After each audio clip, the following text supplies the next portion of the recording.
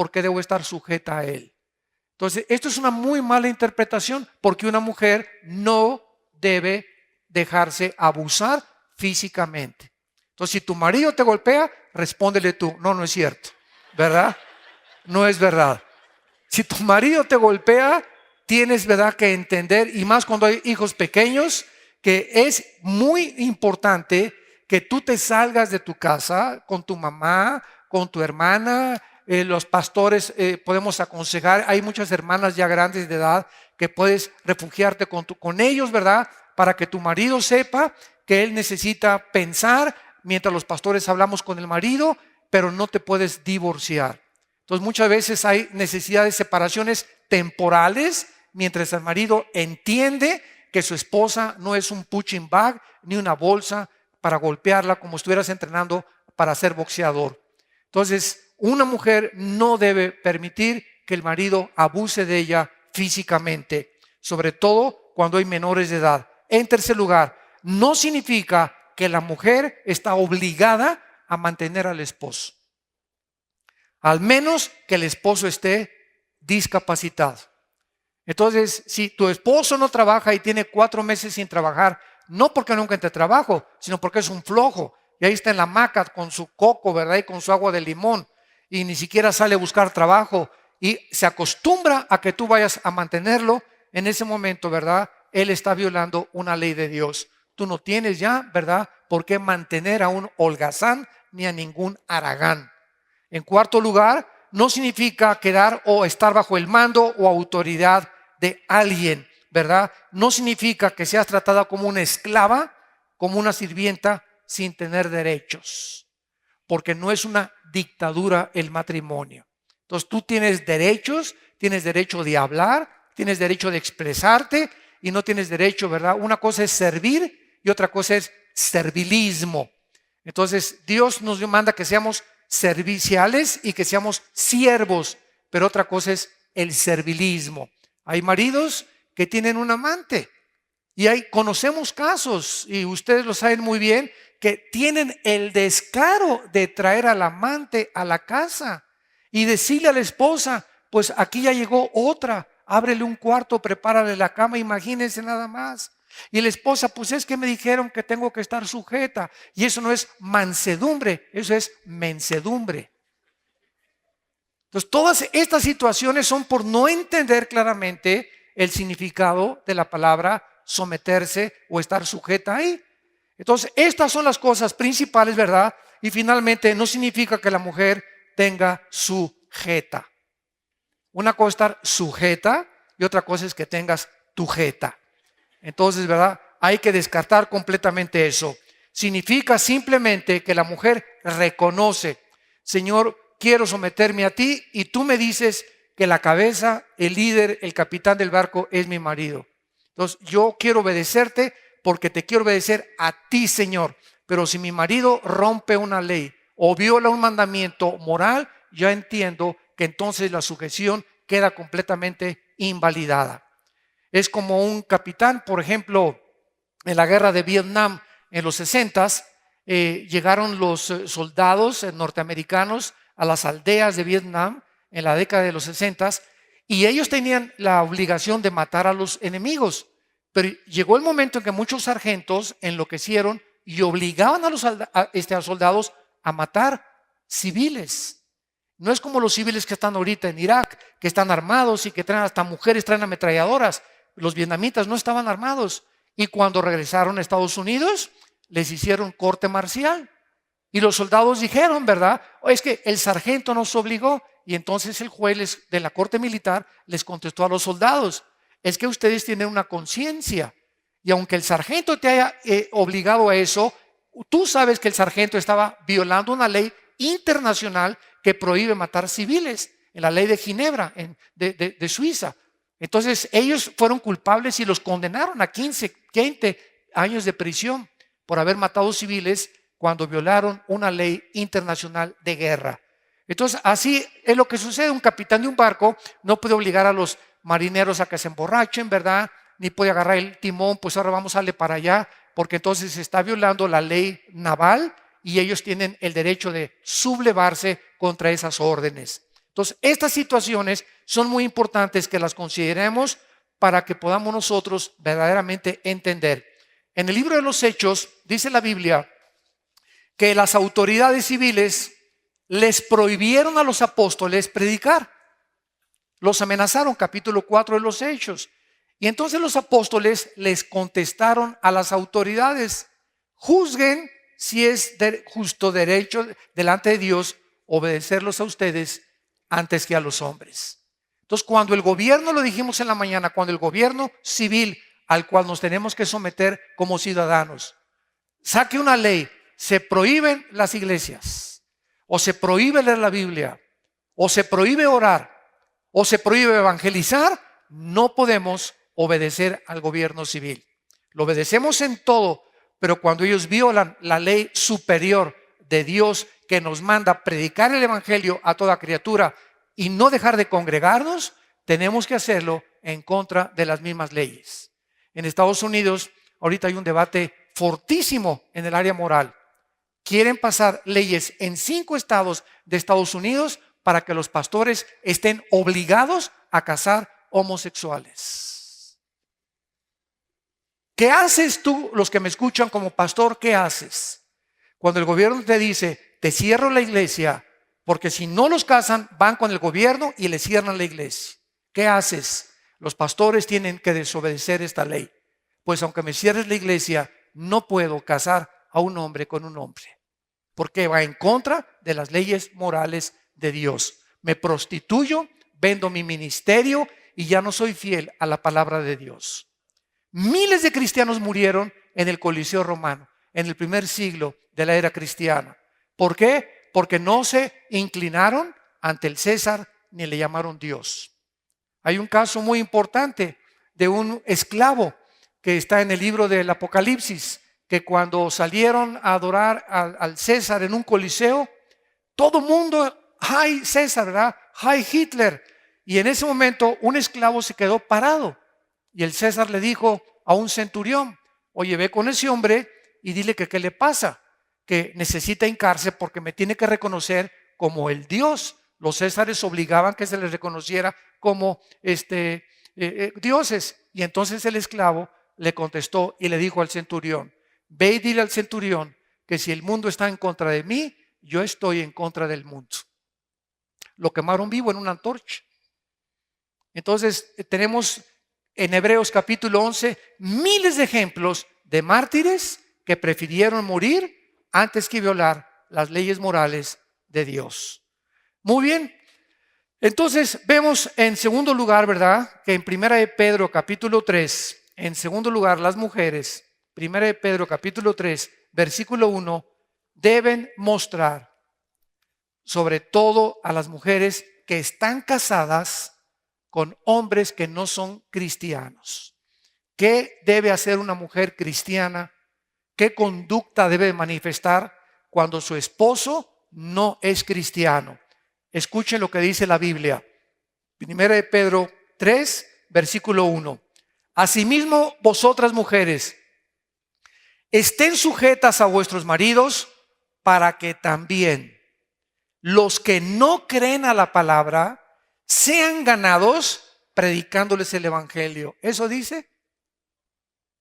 ¿Eso dice? Ni en la Biblia del Mormón dice eso. Aparentemente hay una contradicción y encontramos esto en la Biblia. Una mujer lee esto y, oye, Señor, ¿me estás diciendo que no le diga ni pío, pío, pío a mi esposo? Ni que le ponga en el espejo como Sodoma has venido a hacer? Ni que le pegue un parche atrás en el saco y que le diga, borracho, el lago de fuego te espera? ¿No me estás diciendo eso, Señor? ¿Quién entonces cómo se va a convertir mi marido? ¿Por qué me mandas algo donde me estás diciendo que prediquemos el evangelio? Aparentemente hay una contradicción, ¿no es verdad?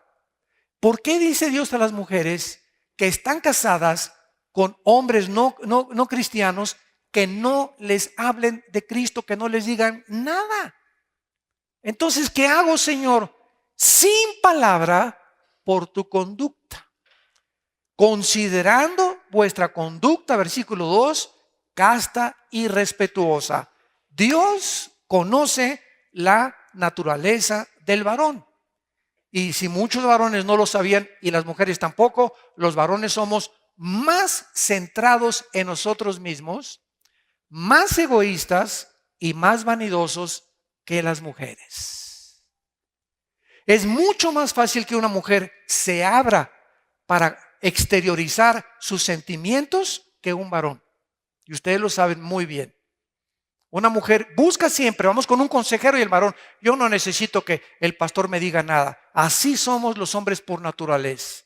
Dios tiene que quebrantarnos y humillarnos para hacernos entender que no somos dioses y que también necesitamos exteriorizar nuestras emociones y reconocer las veces que hemos fallado delante de Él, si queremos salvar nuestra familia. Entonces Dios sabe que si una mujer es cristiana y le comienza a hablar a un marido que no es cristiano, el marido va a reaccionar así. Tú a mí, ¿qué me tienes que enseñar? Ahí sí, de la noche a la mañana muy santita, ¿no? Muy religiosa, ¿verdad? Monja, pues vete al monasterio mejor, o vete mejor allá con las monjas. Y los maridos, así es como reacciona un hombre que no es cristiano cuando la mujer llega, pues ya soy cristiana, y ya la Biblia y el marido, ¿verdad? Dice, ¿de qué me estás hablando? Pareces marciana, ya te va a contestar. Dios sabe perfectamente bien que Dios va a usar otras personas en su trabajo, en la ruta 100, en el tranvía, en el viaje, en el avión. Dios tiene muchas cosas para hacer que tu marido venga a Cristo, pero es necesario que tú con tu conducta, tu marido comience a descubrir no lo que le dices, sino tu cambio de actitud. De repente llega tu marido y están tus huevitos. Oye, ¿y esta qué le pasa? No, si es cierto, está mucho más tranquila conmigo. ¿Qué se me ofrece? Aquí están tus pantuflitas, mi amor, etcétera, etcétera. Y quítate aquí. Y me contesta, en lugar de maldecirme, me bendice, etcétera, etcétera. Y esta actitud de la mujer hacia el hombre hace que el hombre comience a considerar y a tomar en serio que algo le sucedió a su esposa que es en serio verdaderamente. Esta es la sabiduría de Dios. No le hables a tu marido. Ahora, si tu marido te da permiso y está abierto, qué bendición, ¿verdad? A ver, háblame de tu Biblia. O a ver, que le digas, ¿puedo orar por ti, Pancho Elotes? Y pues sí puedes orar por mí, ¿verdad? Ya estás del otro lado. Cuando un hombre, ¿verdad?, permite ya que, o me permites antes de acostarnos, leerte un pasaje de la Biblia. No, ya guarda esa cochinada de tu Biblia y no me vuelvas a hablar de eso. Ya no le vuelvas a tocar el asunto y ya sabes que no es por ahí. No le vuelves a hablar de Cristo. Dejas que Dios actúe en su corazón. Es un consejo muy importante, ¿verdad? Porque Dios sabe que un varón no creyente es orgulloso, macho, camacho, y se cree autosuficiente, que no necesitamos el consejo jamás de la esposa, por lo que si la esposa trata de evangelizarlo, lo más probable es que vas a empeorar la situación. Vas, ¿verdad?, a fracasar. La llave es, ¿verdad?, que tú obedezcas lo que dice Dios y que actúes con tus acciones, con tu conducta, con tu bondad, con tu amor, con tu paciencia, con tu tolerancia, pero nunca permitiendo que te ponga las manos encima. En tercer lugar, vamos a Tito Capotito, antes de Pedro, no se vayan tan lejos, está Santiago, Hebreos y encontramos a Tito. El tercer consejo a las mujeres, dice Tito capítulo 2, del 3 al 5. Las ancianas, hasta para las viejitas hay. Hasta para las viejitas hay. ¿Cómo que no? Las ancianas, asimismo, sean reverentes en su porte. En otras palabras, dice la Biblia, venerables, dignas, no calumniadoras, o sea, no chismosas, no esclavas del vino, maestras del bien, que enseñen a las mujeres jóvenes a amar a sus maridos y a sus hijos, a ser prudentes, castas, cuidadosas de su casa, buenas, sujetas a sus maridos, para que la palabra de Dios no sea blasfemada. Dios sabe que todos nosotros, no importa la edad que tengamos, somos sus embajadores. Un cristiano está representando a un reino invisible aquí en un mundo visible, físico y terrenal. ¿Se imaginan ustedes a un presidente que mande a su embajador a otra nación vestido de limosnero? Nadie lo recibiría. Dice el dicho, como te ven, te tratan. Entonces, qué triste es que una mujer, al llegar a los 50, 60 años de edad, comience a olvidarse de su arreglo personal. Y antes la viejita toda despeinada y te dicen Brujilda de Metepec. Comienzan las mujeres muchas a abandonarse y ese no es el propósito de Dios. Dios quiere que la mujer, no importa que llegue a los 80, 90 años de edad, siempre trates. Nosotros teníamos una abuela materna, la mamá de mi madre, y nuestra abuelita se convirtió como a los 70 años se convirtió, se murió como de 95, 96, mi abuela materna. Por eso mi mamá todavía trae tantas pilas, ¿verdad? Porque heredó traemos buena madera para llegar a esa edad. Y yo llegaba a casa de mi abuela a los 80 años de edad y a las 8 de la mañana estaba prendidita, quemaba los pesadores con un cerillo y se enchinaba, no, creo que ya no lo usan, ¿verdad? Se enchinaba las pestañitas con lo quemado del prendedor o de la cosa que usan para el pelo. Se ponía su loción Sanborns porque no tenía mucho dinero. Tenía una blusa remendada por todos lados con su medallón, su saquito, su peinadito, su pelo largo, blanco, blanco, blanco. Pero a las 8 de la mañana era una dama, nuestra abuelita. Nunca me acuerdo haberla visto despeinada. Despeinada, jaja, jaja. ¿Se acuerdan de la canción? Despeinada. Nunca le cantaron esa canción a mi abuela. Entonces, esto es lo que Dios quiere. Las ancianas no se abandonen en el lenguaje moderno. No se abandonen. Mantengan su porte, sean elegantes, sean bien vestidas. La pobreza no es justificación para no arreglarte bien. Entonces, qué horrible es, ¿verdad? Ver una mujer desarreglada. Y dice la Biblia también que es impresionante cuando una mujer viene a la iglesia y cumple la iglesia y el marido llega y el lavabo está lleno de trastes sucios. Le hace así el marido a los muebles llenos de polvo y es muy santa y muy consagrada, pero la mujer se le olvida que antes de la iglesia su responsabilidad es su casa. Entonces, antes de venir a la iglesia y aleluya y gloria a Dios, asegúrate que tu casa, la basura está en su lugar, los platos están limpios, mantén tu hogar decente y honroso, ¿verdad? Porque no hay cosa más horrible para un hombre que llegar a su casa y encontrar todo tirado. Entonces, todas estas cuestiones tan pequeñas, que parecen detalles insignificantes, son importantes para Dios. Porque todas estas cosas, como dicen las zorras, se comen las uvas. Y son los detalles, los pequeños detalles, los que se van amontonando hasta que llegue el marido y dice, ¿con quién me casé? Me levanto y no se pone ni desodorante, sus medias huelen a queso manchego, etcétera, etcétera, ¿verdad? Además, ronca como dinosaurio. Y todas estas cuestiones hacen que se vaya minando, debilitando, ¿verdad? Otros dicen, no, es que no sueña como dinosaurio, sueña como las cuijas. Me dijo un hombre hace mucho tiempo, ¿no? ¿Cómo sueñan las cuijas? Dice, bueno, y vamos a 1 Timoteo y vemos la cuarta necesidad y responsabilidad de una mujer. Vimos algo de esto esta mañana. 1 Timoteo, capítulo 2, versículo del 9 al 10. Y dice así el apóstol Pablo a las mujeres, 1 Timoteo 2, del 9 a 10. Asimismo que las mujeres se atavíen, o sea, se vistan. Dios quiere que le pongas importancia a la manera como te vistes. Está hablándoles a las mujeres cristianas. Vístanse con ropa decorosa, o sea, la palabra decorosa es decente. En otras palabras, una mujer cristiana nunca se viste con un escote hasta por acá.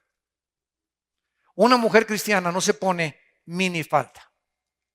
Una mujer cristiana no se pone pantalones que parece que se los metió con carnero, con aceite de carnero. Ni camina como licuador en la calle,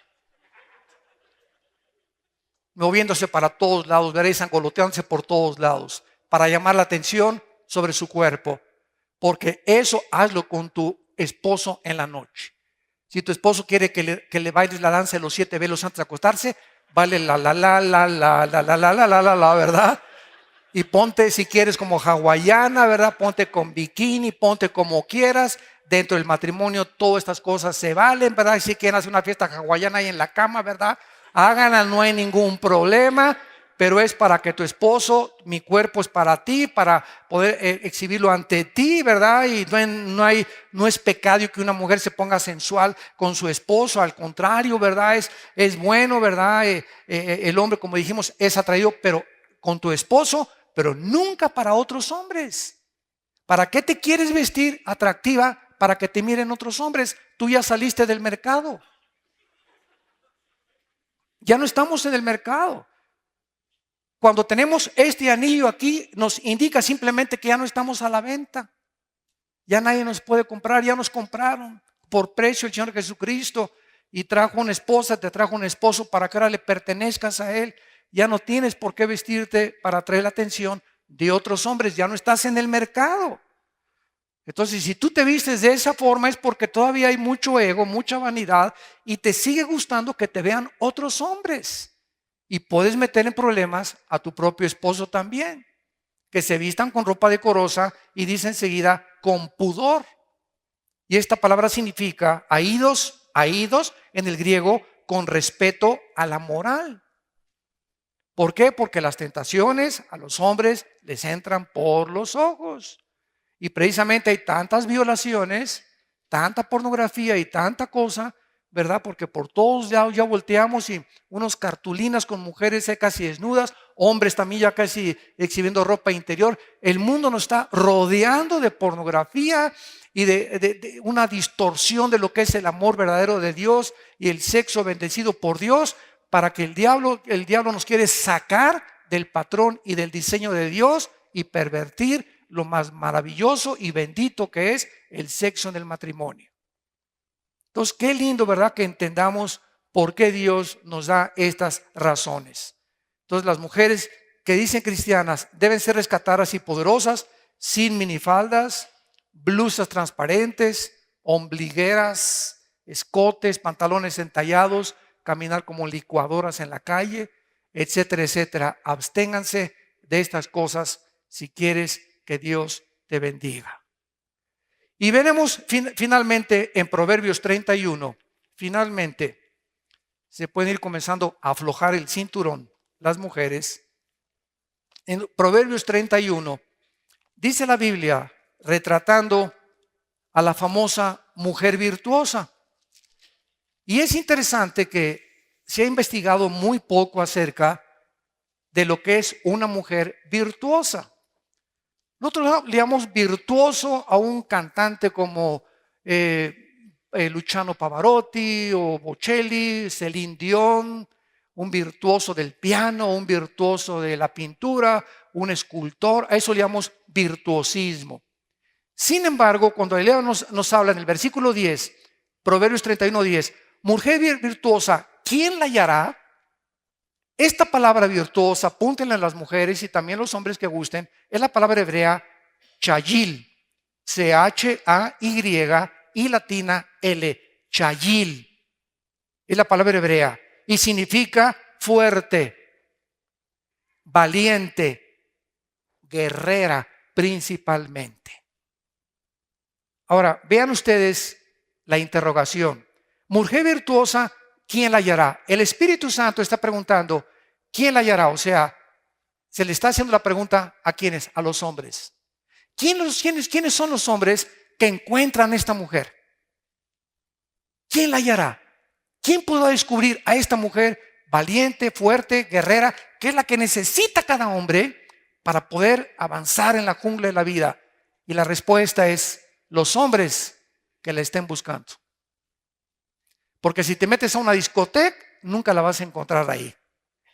Entonces, nunca un hombre, de acuerdo a la Biblia, busca a una mujer, espera a que Dios se la traiga en charola de plata.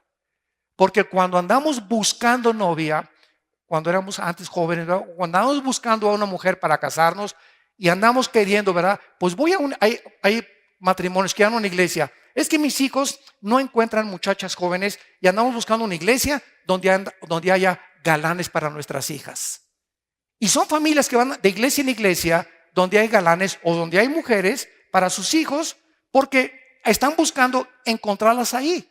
Y sabes una cosa, esta no es la forma en la que Dios quiere que nosotros nos casemos, porque siempre que escogemos nosotros, escogemos mal. Uno de los retratos más maravillosos en la Biblia es en Génesis, la forma como Isaac encontró a Raquel. ¿Se acuerdan ustedes?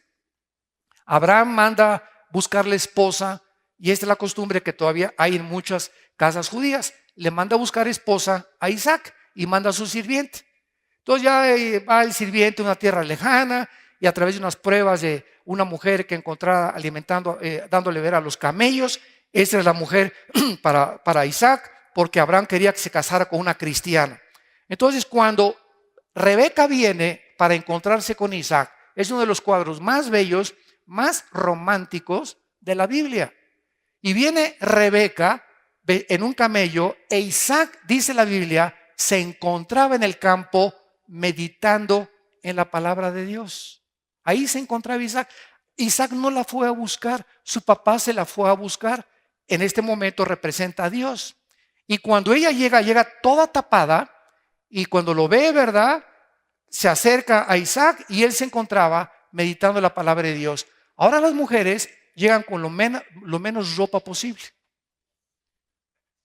Tratan con el ombligo, ¿verdad? Andan con el ombligo para todos lados, con los escotes y provocando a los hombres y creen que así van a encontrar un esposo. Si tú te encuentras una mujer así, esa no es la que tiene Dios para tu vida, te lo garantizo. Dios tiene para ti una mujer que esconde sus atractivos físicos y Él quiere que los hombres que estén buscando una mujer encuentren más que atractivos físicos un espíritu afable, apacible, honroso, decente, de buena conducta y espiritual. Esa es la mujer que Dios tiene para tu vida. Si hay jóvenes que nos escuchan ahorita a través del internet y presentes aquí en esta sala. Entonces, el que haya esposa y el bien. Proverbios 18. El que encuentra esposa, encuentra el bien y encuentra la bendición o el favor de Dios. Esto de crecer espiritualmente, ¿quién la hallará? La mujer virtuosa. Dice el versículo 10, porque su estima sobrepasa largamente la de las piedras preciosas. Y ya se describe aquí en todo este capítulo, el corazón de su marido está en ella confiado, no carecerá de ganancias, le da a ella bien y no mal. Aquí está lo que vimos en la mañana. Es una mujer no rencorosa, no está amargada, le da bien y no mal todos los días de su vida. Busca lana y lino, con su voluntad trabaja con sus manos. Versículo 23, su marido es conocido en las puertas cuando se sienta con los ancianos de la tierra. Versículo 28, se levantan sus hijos y la llaman bienaventurada. Mi mamá ama a mi papá. Mi mamá es linda, mi mamá nos da buenos consejos, mi mamá nos ha enseñado a vestirnos, mi mamá nos ha enseñado los principios morales y su marido también la alaba. Y finalmente el versículo 30 termina dándoles el más grande consejo a las mujeres. Engañosa es la gracia y vana la hermosura. La mujer que teme a Jehová, esa será alabada. La palabra gracia es la palabra hebrea chen, que significa encanto externo. Entonces, las mujeres, ¿verdad?, que son por afuera, ¿verdad?, que quieren con su manera de vestirse, con su manera de caminar, con su manera de atraer la atención, dice la Biblia, es engañoso, porque no te va a llevar a ningún lado más que a buscarte problemas tarde o temprano. Y van a la hermosura. La palabra engañosa es la palabra shakar, que significa falso, no real. Estás dando una impresión falsa de tu identidad. Tú ya estás fuera del mercado y estás casada. No tienes por qué tener ya ese tipo de convicciones de estar tratando de llamar la atención por tus cosas y tus beneficios físicos. Todo eso es absolutamente engañoso y vano delante de Dios. Lo más importante es la mujer que teme a Dios. Y esa mujer, dice Dios, yo me encargo que la gente te alabe, no por tu cuerpo, por tu espíritu y lo que eres internamente. Esta es una de las bendiciones más grandes que encontramos nosotros dentro de la Biblia. Y pasamos finalmente a tratar el tema del divorcio. Abran sus Biblias en Mateo capítulo 19. Mateo 19. Veamos algunas cuestiones acerca del divorcio. Mateo 19. Aconteció que cuando Jesús terminó estas palabras, se alejó de Galilea y fue a las regiones de Judea al otro lado del Jordán. Y le siguieron grandes multitudes y los sanó allí. Entonces vinieron a él los fariseos, tentándole y diciéndole: ¿es lícito al hombre repudiar a su mujer por cualquier causa? Él respondiendo les dijo: ¿no habéis leído que el que los hizo al principio, varón y hembra los hizo? Y dijo: por esto el hombre dejará a su padre y a su madre, se unirá a su mujer y los dos serán una carne. Cristo está dándole validez al libro del Génesis que hemos estado estudiando. Cristo se remonta a lo que escribió Moisés para decir que está inspirado por Dios. Así que ya no son más, versículo 6, sino una sola carne. Por tanto, lo que Dios juntó, no lo separe el hombre. Muy bien, hasta aquí los fariseos entendieron esto y le hicieron otra pregunta. Entonces, ¿verdad? ¿Por qué mandó Moisés dar carta de divorcio a repudiarla? Si tú no estás diciendo eso, Jesús le dice a los fariseos de que no es lícito que se divorcie nadie, ni que repudie a su mujer, ¿por qué entonces tu padre, en Deuteronomio 24, que es donde se encuentra este caso, le dijo a Moisés: si alguien tiene en su corazón el deseo de rechazar a su esposa, dele carta de divorcio? Le preguntan a Cristo: ¿por qué entonces se permitió el divorcio y el repudio? Versículo 8, Él les dijo: por la dureza de vuestro corazón, Moisés permitió repudiar a vuestras mujeres, mas al principio no fue así. Y yo os digo que cualquiera que repudia o rechaza o se divorcia de una mujer, salvo por causa de fornicación, que es adulterio, se casa con otra adultera, y el que se casa con la repudiada adultera. Cristo estaba otra vez recurriendo al Antiguo Testamento y vemos que el plan original para Dios en el matrimonio, el plan original. Cuando yo compro un carro, el plan de los fabricantes es que mis llantas no se ponchen, ¿verdad? Pero por si las flies, decimos, ¿verdad? Por si las moscas, por si acaso traemos en la cajuela una llanta de refacción. Cuando vamos volando en el aire, no es el plan del fabricante del avión que el avión se caiga. Entonces, cuando dice la aeromoza o la azafata, debajo de sus asientos hay un colchón para que si el avión se cae, es salvavidas. Y tú te pones a pensar: oye, yo no pagué para que se va a caer el avión.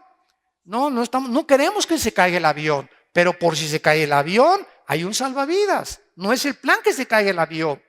Entonces, Dios, su plan original no es ni quiere que haya divorcio, pero sabiendo Dios que puede haber la dureza del corazón, siempre en todo divorcio hay dureza del corazón de una de las dos personas. Siempre, siempre, siempre. Y cuando es la dureza de los dos, no hay solución absoluta. Entonces Cristo enseña aquí claramente, ¿verdad?, que la causal que Él esgrime para poder divorciarse es el adulterio. Esto se debió a dos escuelas de rabinos que en esos días prevalecían. Estaba la escuela de Shammai. En el Mishnah, que es uno de los libros de los judíos, escuchen lo que dice: un hombre no se puede divorciar a menos que descubra que su mujer no es virgen. Y si descubría en el matrimonio que no era virgen, podía divorciarse y repudiarla. Y la otra escuela era de Gilel. Un hombre, escribe Gilel, se puede divorciar si su mujer le echa a perder un plato de comida. El rabí Akiva. Entonces, después, en lugar de comenzar a debatir estos asuntos de los rabinos, Jesús afirma el plan original de Dios para el matrimonio y enseña que el ideal de Dios, ¿verdad?, es permanecer juntos los dos. Ahora bien, la Biblia percibe el matrimonio como un pacto. Vayamos a Malaquías capítulo 3. Antes de Mateo, es el último libro del Antiguo Testamento. Malaquías, está antes de Mateo. Mateo capítulo 3. Un pacto entre un varón y una mujer, que se hace o se celebra cuando siempre firmas un contrato. Vas a rentar una casa, el que te renta la casa te dice: aquí está el contrato, necesito testigos, ¿verdad? Para que si hay algún caso que se tenga que llevar a un tribunal, los testigos puedan responder. Entonces, cuando nos casamos, es necesario, Dios es el testigo principal, desde luego, pero como estamos sometidos a las leyes civiles, necesitamos legitimizar el matrimonio con un juez por lo civil. En México, en Estados Unidos, un pastor y un cura católico puede casar. Aquí en México no. Los pastores no podemos casar a nadie. Cuando llegan las parejas: oigan, ¿nos casa, pastor? Espérame tantito. Cuando te cases por lo civil, ya estás casado por Dios, por la iglesia y por la bendición de Dios. Y nosotros solamente bendecimos un matrimonio que ya está casado, porque ya tiene el certificado de matrimonio. Si alguien quiere que yo presida la celebración de matrimonio, les pedimos los pastores primero el acta de matrimonio. Si no tiene acta de matrimonio, no podemos bendecir tu matrimonio, porque delante de Dios no estás casado. Cuando te casa el juez, estás casado delante de Dios. No hay tal caso como matrimonio por la iglesia. Métanse eso en su cabecita. Cuando llega una persona a la iglesia católica, oiga, y pregunta el padre: ¿quién se opone a que este matrimonio se lleve a cabo? Y se levanta por ahí la mujer: yo, está casada conmigo. ¿Qué hace el cura, verdad? Hablar a la patrulla para que se lo lleven por bigamo. Pero él no está casando a nadie, él está bendiciendo el matrimonio. Tienen ya que estar casados por lo civil. Entonces, esto es un contrato ante Dios, ante los hombres y con testigos. Ahora, muy bien. La Biblia nos muestra, ¿verdad?, que el testigo principal, y por lo cual los hace responsables, es Dios. Y en Malaquías capítulo 3, versículo 2, capítulo 2, versículo 13, Malaquías 2:13, termina la Biblia explicando a Dios por qué Israel, los líderes de Israel, a quienes Dios les había puesto como sacerdotes, fracasaron. No tanto por no leer la Biblia o por no ser muy activos. Vean ustedes de qué los culpa Dios. Así termina el Antiguo Testamento, y pasaron 400 años entre el Antiguo Testamento para que apareciera Cristo. 400 años hay de intermedio entre el Antiguo y el Nuevo Testamento. 400 años de silencio donde Dios no volvió jamás a enviar a ningún profeta. Y dice así: y esta vez haréis cubrir el altar de Jehová de lágrimas, de llanto y de clamor, así que no miraré más a la ofrenda para aceptarla con gusto de vuestra mano. Y me dirán: ¿por qué? Vean la insensibilidad a la que había llegado en el Antiguo Testamento. ¿Por qué no estás diciendo eso, Señor? Porque Jehová ha atestiguado entre ti y la mujer de tu juventud, contra la cual has sido desleal, siendo ella tu compañera y la mujer de tu pacto. Nuestra esposa es nuestra amiga, compañera, y estamos en un pacto ante Dios sagrado en el matrimonio. No hizo el 1, versículo 15, habiendo en él abundancia de espíritu. ¿Y por qué 1? Porque buscaba descendencia para Dios. El propósito del matrimonio es que nuestros hijos sean santos, que puedan salir de nosotros una nueva generación. Todos nosotros, principalmente en Latinoamérica, somos hijos de padres que casi ninguno eran cristianos. Casi todos somos primera generación. Allí en Estados Unidos, los pastores, sus bisabuelos eran pastores, sus abuelos eran pastores, hijos de tercera y cuarta, quinta generación de pastores y de cristianos. Y aquí en México estamos en pañales, nos llevan 500 años de adelante. Entonces somos la primera generación que está Dios levantando. y que nuestros hijos van a heredar el ejemplo que les demos. Dios espera en un matrimonio santo. Vale la pena que podamos obedecer a Dios, amar a nuestra esposa, que ella se someta a nosotros, que caminemos juntos en obediencia a Dios, porque estamos procreando una generación, una nueva generación, levantándola que salve a México. Que cambie la política, que cambie la economía, que cambie todo. Los políticos, no esperemos, qué tontería, qué absurdo creer que tal partido o aquel partido o ese presidente o otro presidente o el que viene o el anterior era mejor. Ningún político puede cambiar los corazones de los hombres. Ellos, los gobernantes, solamente están para infundir el temor a el mal y tratar de que haya orden y libertad en un país, pero ellos no pueden cambiar los corazones ni mejorar las familias. No es el papel de los gobiernos, es el papel de nosotros, la iglesia. Entonces nosotros somos la luz, somos la única luz. En tu trabajo, en tu bufete, en tu consultorio médico, en tu taller de carpintería, en tu taquería, somos la única luz nosotros. Poseemos la verdad en Cristo, en la Biblia, con nuestras manos. Y Dios busca una descendencia. Dice el versículo 15, guárdense pues en vuestro espíritu y no sean desleales con la mujer de su juventud, porque Jehová Dios de Israel ha dicho que él aborrece el repudio y al que cubre de iniquidad su vestido, dijo Jehová de los ejércitos, guárdense pues en vuestro espíritu y no sean desleales. 3 veces se repite una palabra que es la palabra bagad en el hebreo, que se tradujo desleal. Bagad con B de bueno, bagad, y de David al final. ¿Y saben lo que significa esta palabra desleal? Significa actuar encubiertamente, fraudulentamente, secretamente, engañar a la esposa, encubrir algo, tapar algo. En otras palabras, en el lenguaje del siglo XXI, mantener una actitud de hipocresía con tu esposa, teniendo escondidas una mujer y diciéndole te quiero en los ojos. Eso es ser desleal, actuar encubierta, ocultamente, llevar una vida doble. Dios te está viendo. Dios sabe quiénes de los que nos escuchan ahorita viven una vida doble.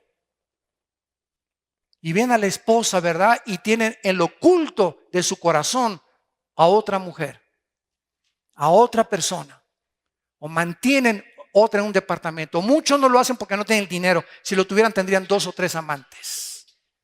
Y Dios aborrece la deslealtad, la hipocresía, el engañar a tu esposa, el manifestar una cara que no tienes delante de ella.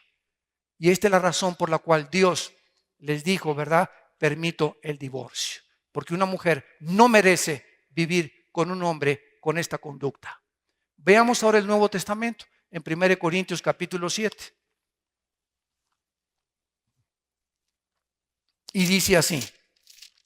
En 1 Corintios capítulo 7, la visión del divorcio se amplificó.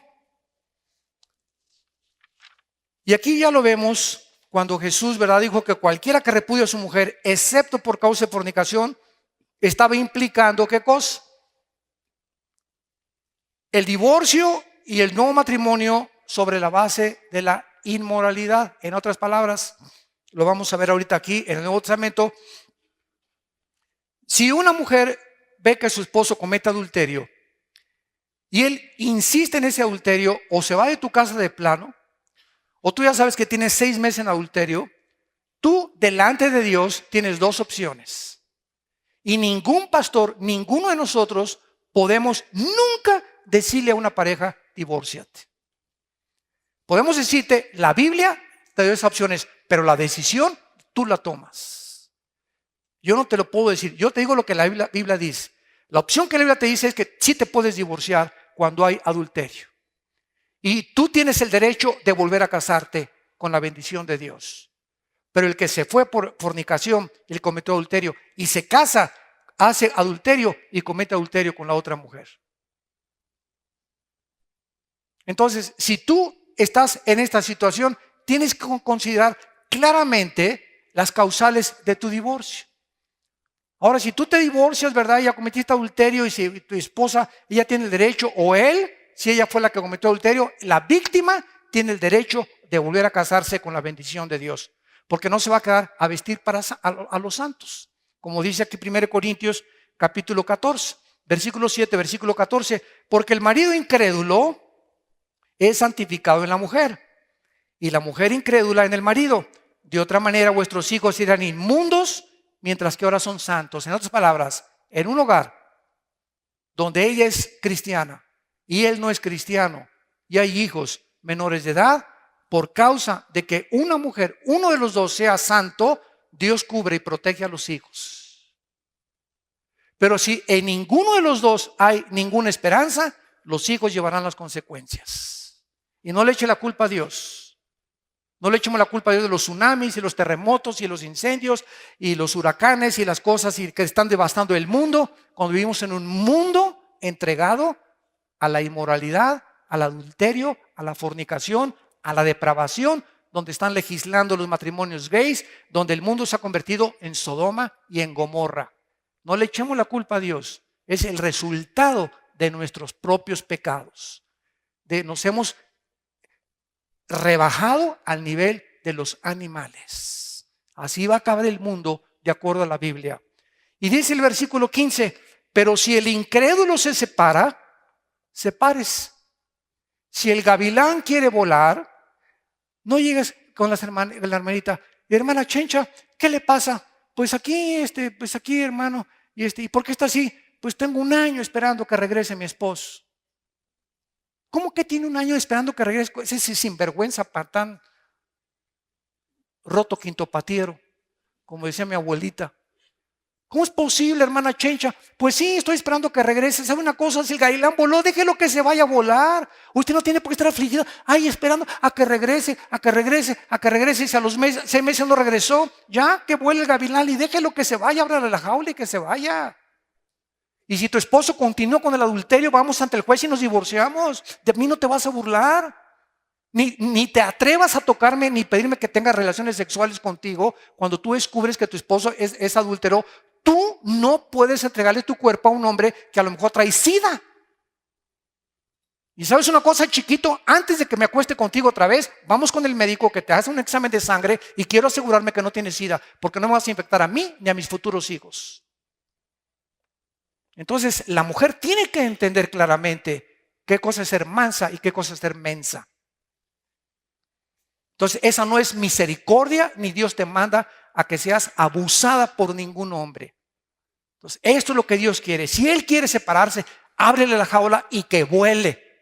Y Dios se encargue de sus pecados y a ti Dios te va a bendecir y a tus hijos también. Si el incrédulo se separa, sepárese.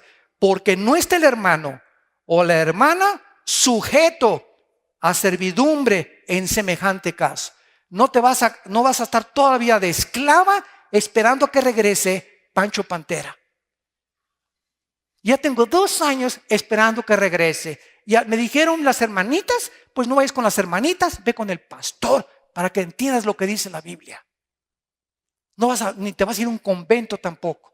No quiere que nos convertamos en esclavos, porque mientras estás esperando eres una esclava de él. Es como si el gavilán pollero que se fue, el Pancho Pantera, pues ahora aquí me espera, me voy a arrastrar la cobija a Cancún y a la Riviera Maya y cuando regrese me está esperando para que sigamos juntos. ¿Sabes una cosa? Tómala.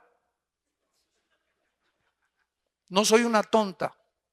Tengo una dignidad como mujer, soy hija de Dios. Y me vas a respetar y jamás te vuelves a acostar conmigo hasta que yo no estoy seguro, ¿verdad?, de que tú no tienes SIDA o una enfermedad venérea que pueda contagiarme a mí y a nuestros hijos. Dios nos llamó a la paz.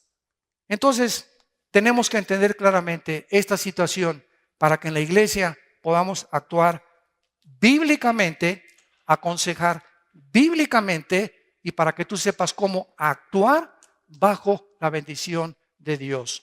Padre, gracias por tu palabra. Hemos tenido un seminario, Señor, donde la Biblia ha sido abierta porque nos amas. Diste tu vida en una cruz para pagar por nuestros pecados, para que ya no viviéramos para nosotros mismos, para que siguiéramos las pisadas de tu Santo Hijo Jesucristo. quien nos ha dejado el ejemplo para que si invocamos por Padre a aquel que sin acepción de personas juzga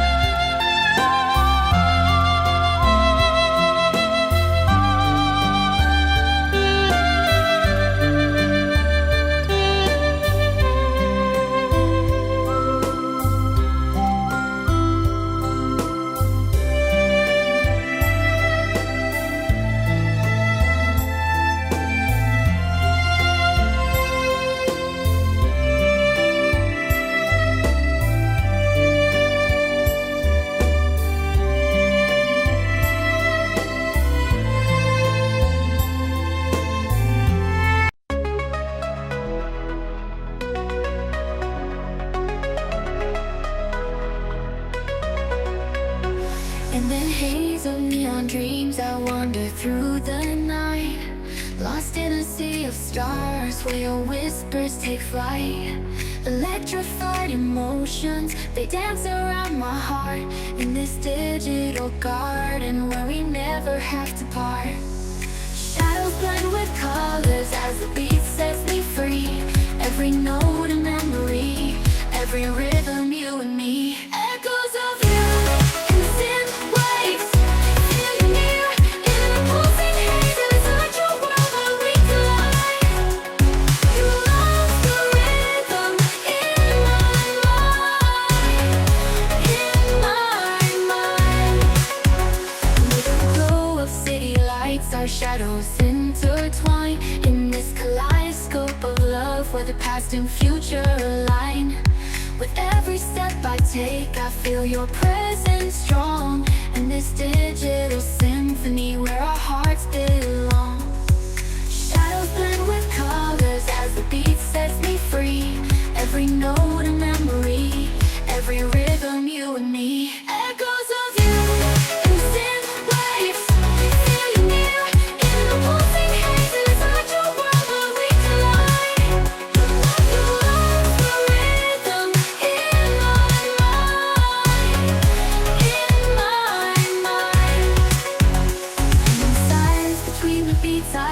your voice. In the flicker of the lights I see your choice. Together in this dream we'll never fade. In the echoes of our love will always stay. Echoes of you.